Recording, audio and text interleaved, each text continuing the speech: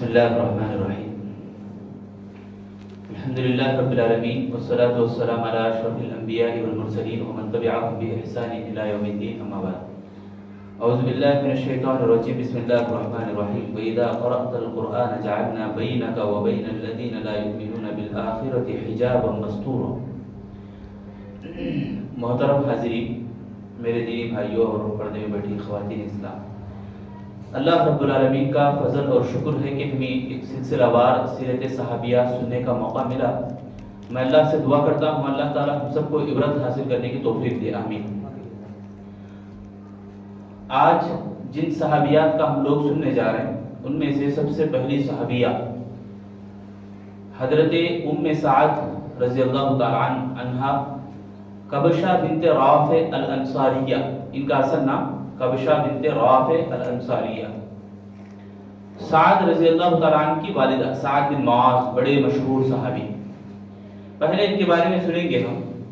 حضرت سعد رضی اللہ تعالیٰ عنہ کی تربیت انہوں نے کیسے کی، یہ اندازہ ہمارے کو ہوتا ہے. مدینے میں اللہ کے نبی صلی اللہ علیہ وسلم مکے میں تھے ابھی. مدینے میں ایک دائی مبلغ بنا کر بھیجے گئے، ان کا نام مصعب بن عمیر. کیا نام ان کا؟ مصعب بن عمیر. سب سے بڑے سب سے پہلے دائی تھے مدینے کی طرف آنے والے. بہت سارے لوگ مدینے میں ان کے ہاتھ پر اسلام قبول کرتے ہیں. مصعب بن عمیر رضی اللہ تعالیٰ عنہ کے ہاتھ پر.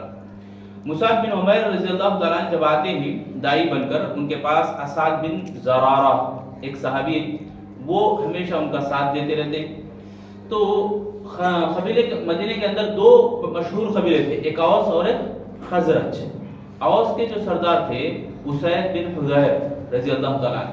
اسید بن حضیر رضی اللہ تعالیٰ عنہ ابھی اسلام قبول نہیں کرے. ان کے اسلام قبول کرنے کا پہلے واقعہ سنیں، اس کے بعد ان کے بیٹے حضرت کبشہ بنت رافع کے بیٹے سعد رضی اللہ عنہ کے قبول اسلام کا واقعہ بھی ہم سنیں گے انشاءاللہ. اسید بن حضیر رضی اللہ تعالیٰ نے ایک چھڑی لیے، ہاتھ میں ایک لکڑی لیے.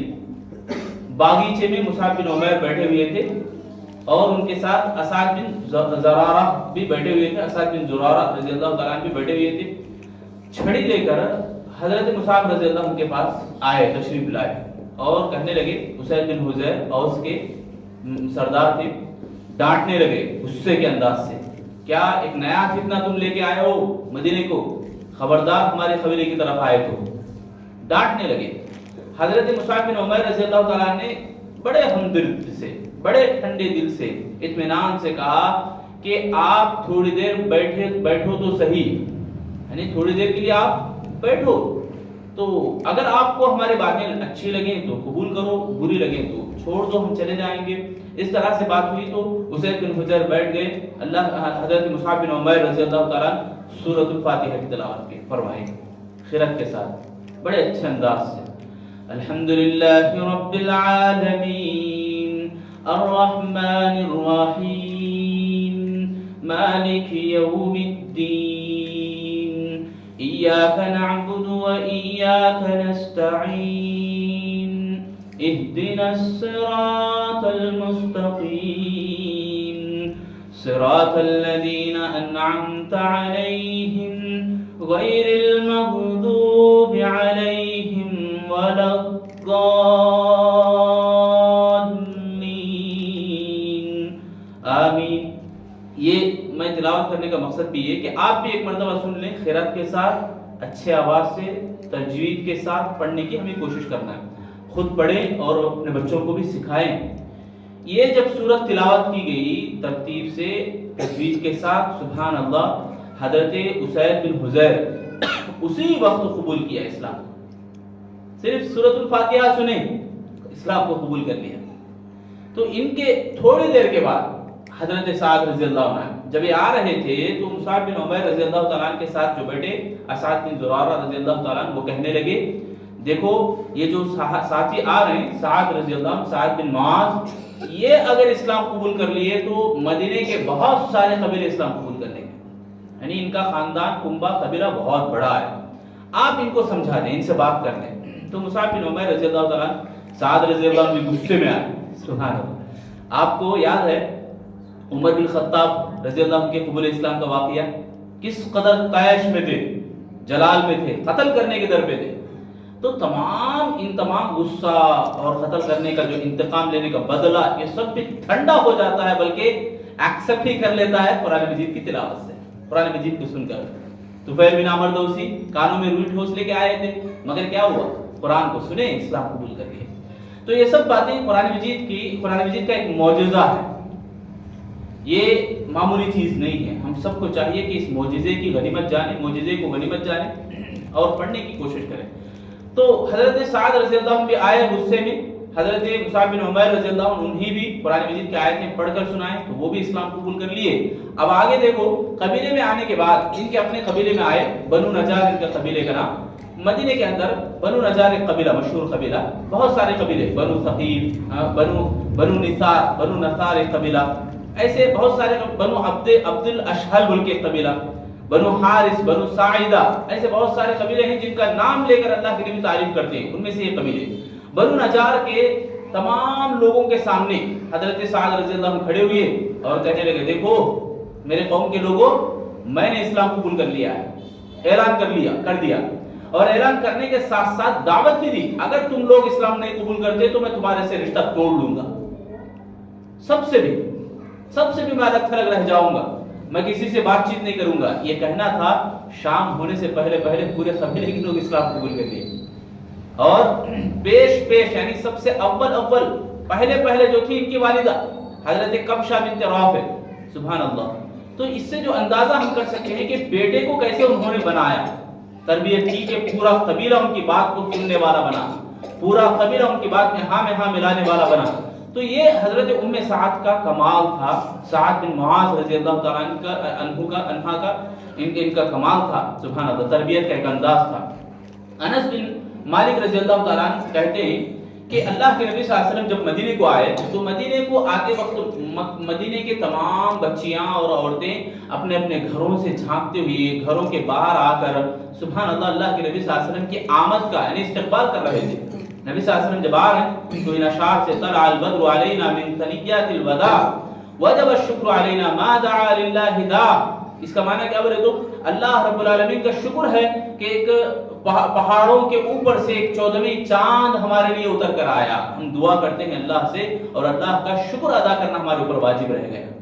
یہ اشعار پڑھتے ہوئے سبحان اللہ پورے کے پورے خواتین، ان میں سے حضرت ام سعد بھی بہت آگے تھی۔ اندازہ اس سے ہم لگا سکتے ہیں ام سعد رضی اللہ تعالیٰ عنہا اللہ کے نبی سے کیسی محبت کرتے تھے، یعنی کیسا اللہ کے نبی صلی اللہ علیہ وسلم کا احترام اور قدر کرتے تھے، کہ بیعت کی جب بات آئی اللہ کے نبی صلی اللہ علیہ وسلم مردوں سے ہاتھ پر اضافہ کرتے ہوئے بیعت کیا، عورتوں سے بھی پردے کے آڑ میں بیعت کیے، تمام خواتین آئیں، ان میں سے سب سے پہلے اللہ کے نبی صلی اللہ علیہ وسلم کی زبانی جو بیعت ہے، اللہ کے نبی صلی اللہ علیہ وسلم جب وہ بول رہے تھے کہ ان باتوں کے اوپر بیعت کرو کہ شرک نہیں کریں گے اور زنا نہیں کریں گی، بہتان تراشی نہیں کریں گی، اپنی اولاد کو قتل نہیں کریں گی، اور اسی طرح معروف کاموں میں، بھلے کاموں میں کوتاہی نہیں کریں گی۔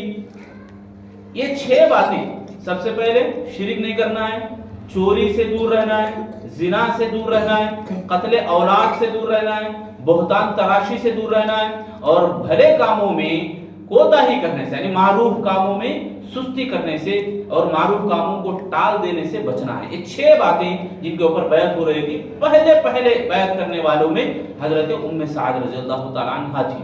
حضرت ام سعد رضی اللہ تعالیٰ عنہا اللہ کے نبی صلی اللہ علیہ وسلم کی بڑی قدر کرتی تھی، اس سے ہمارے کو اندازہ ہوتا ہے۔ اور جنگ احد کے میدان میں جو دوسری جنگ ہے، جنگ احد، تو اس جنگ کے اندر کئی صحابہ شہید ہوئے، جن میں سے ان کے بیٹے حضرت عمر بن معاذ بھی شہید ہوتے ہیں۔ ان کے یہ بیٹے سعد بن معاذ رضی اللہ تعالیٰ، عائشہ رضی اللہ تعالیٰ عنہ بیان کرتی ہیں کہ جس قلعے میں عورتوں کو رکھا گیا تھا، اس قلعے سے باہر دیکھنے لگی احد کے منظر کو، میدان کو، تو حضرت سعد رضی اللہ تعالیٰ عنہ کے بارے میں آتا ہے کہ وہ جو کپڑے، لباس، جو لوہے کا لباس، جو زرہ پہنے ہوئے تھے، وہ پورا مکمل نہیں تھا، کھندے کے اوپر کھلا ہوا تھا۔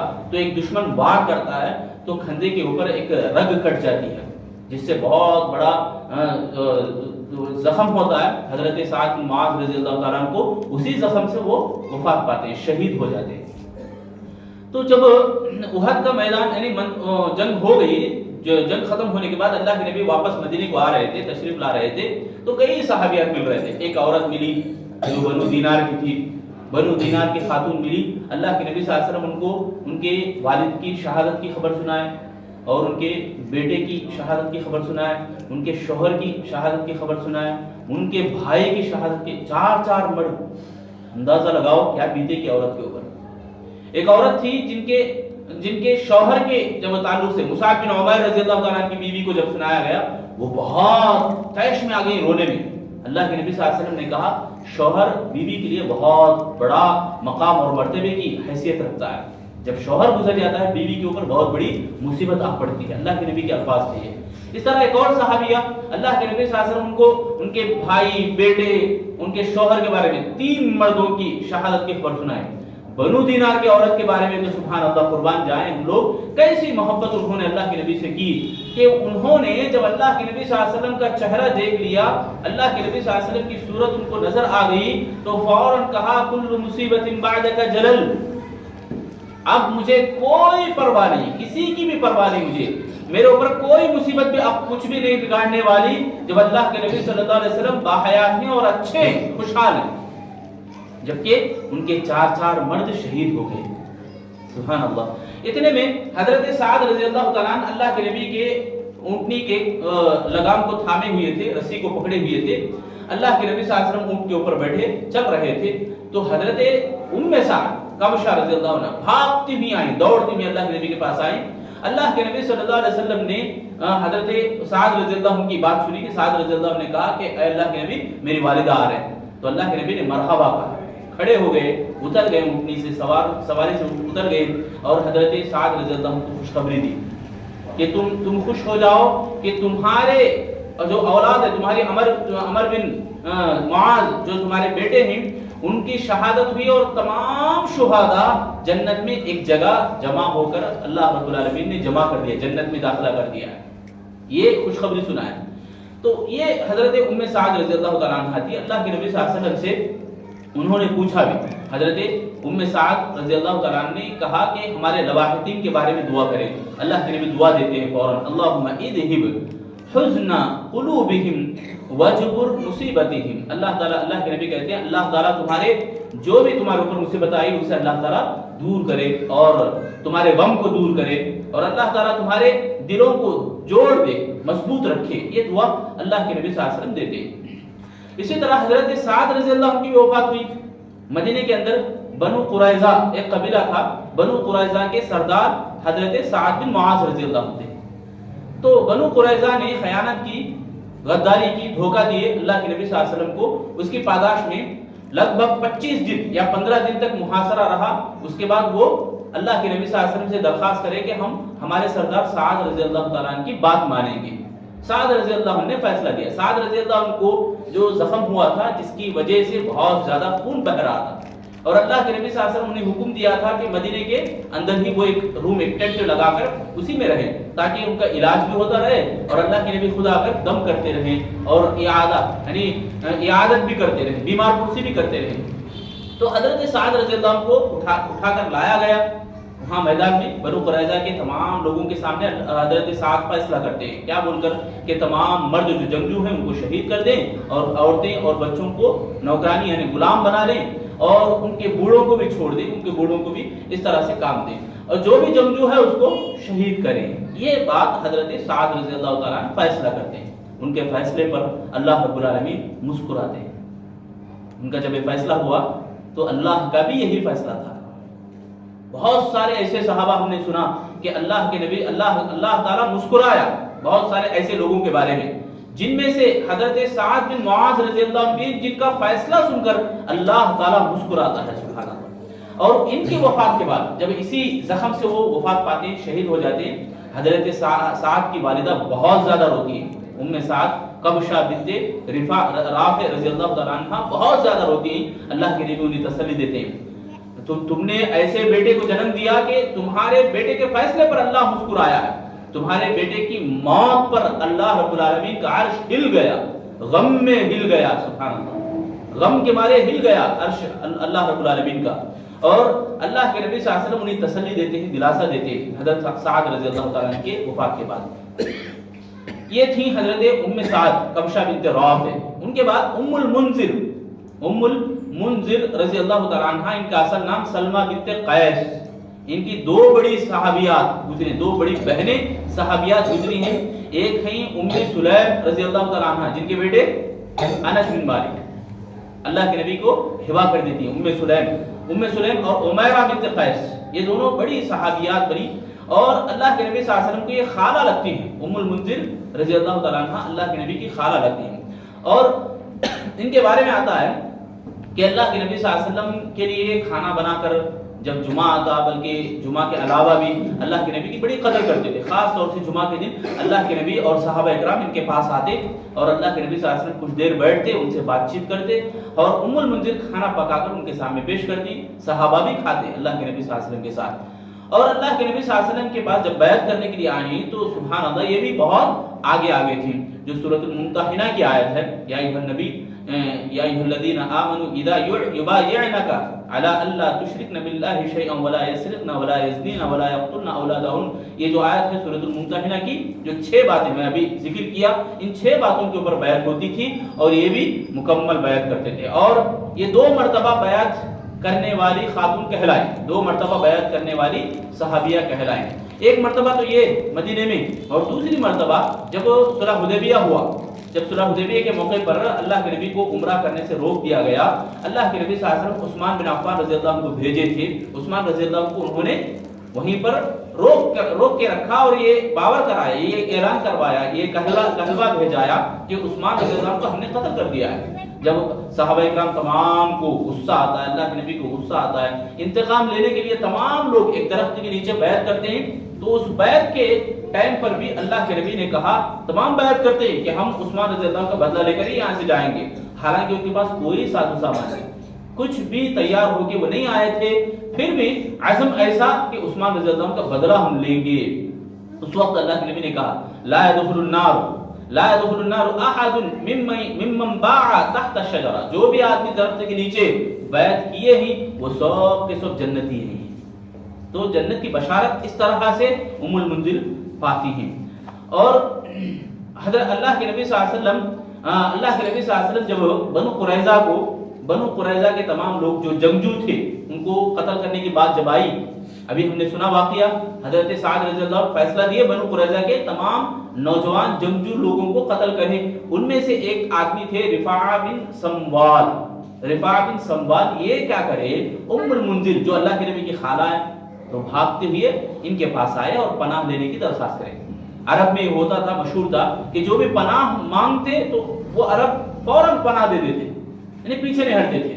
اور جب پناہ جس کو دے دیے ہی اس کے اوپر کوئی بھی ہاتھ نہیں اٹھا سکتا. یہ عرب کا مشہور ایک عادت تھی عرب کے اندر. تو ام المنذر اللہ کے نبی کی خالہ ہی. اب یہ ام المنذر جا کے اللہ کے نبی سے کہتے ہیں، رفاعہ میرے پاس آ کے درخواست کریں، میں ان کو درخواست دے دی ہوں، آپ بھی قبول کر لیجئے، میری پناہ دینے کو آپ بھی قبول کر لیجئے. اللہ کے نبی صلی اللہ علیہ وسلم ان کو پناہ دیتے. چند دن گئے تو رفاعہ بن سموال نماز بھی پڑھنے لگے، اسلام کے دھیرے دھیرے تعلیمات کو سیکھنے لگے اور مسلمان بھی ہو گئے. کون تھے یہ؟ قتل ہونے والے تھے. معلوم ہو رہی بات، سمجھ میں آ رہی؟ سبحان اللہ، کتنی بڑی بات ہے. دیکھو ام المنذر کے پناہ دینے کی وجہ سے اللہ تعالیٰ ان کی جان کو بخش پایا، بلکہ ان کی جان بھی بچے اور اسلام بھی قبول کرے. وہ اللہ کے نبی سے آ کر کہتے ہیں، اللہ کے نبی رفاعہ مسلمان والے کام کر رہے ہیں. تو اللہ کے نبی نے کہا اچھی بات ہے، مسلمان والے کام کریں، ٹھیک ہے، وہ اپنے پرانے مذہب کے اوپر اگر عمل کریں تو ان کے لیے خطرہ ہے. پھر کچھ دن کے بعد وہ اعلان کرتے ہیں، برسر عام اعلان کرتے ہیں کہ اسلام قبول کرتے ہوئے. اسی طرح یہ تھی ام المنذر، حضرت ہم نے سنا جن کے بارے میں اللہ کے نبی صلی اللہ علیہ وسلم کی خالہ سلمہ بنت قیس جن کا نام ہے اصل نام. ان کے بعد ہم لوگ جو سننے جا رہے ہیں ام ورقہ بنت عبداللہ.